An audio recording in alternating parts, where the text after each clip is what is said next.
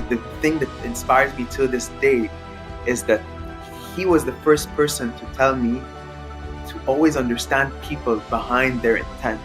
So in a professional setting, what I learned from Sheldon was how to lead with empathy. And that was the lesson that I then started a podcast with. And this is something we've always discussed back in the day, before I became almost like dubbed as the mental health ambassador of the Middle East and all that.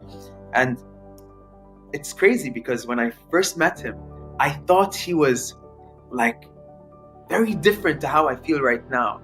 But understanding his translation of leading with a very strong back yet a soft front, I understood that in a professional setting, sometimes this relentless side will bug people.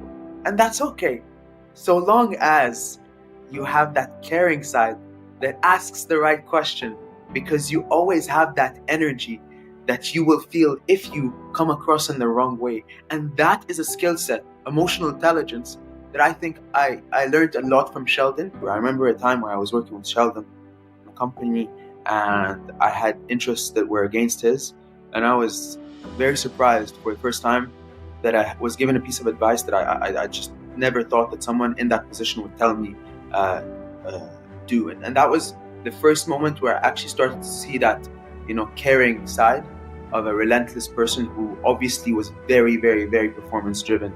Advice was follow your heart. The advice was, if you would like to stay here, it would be my pleasure. But if you believe that something greater is out there for you, be it, and you have my full support. And that's not something easy, especially when I came to fulfill a certain role. It would have made Sheldon look less than to maybe his superiors for making a bad hiree. And it takes a certain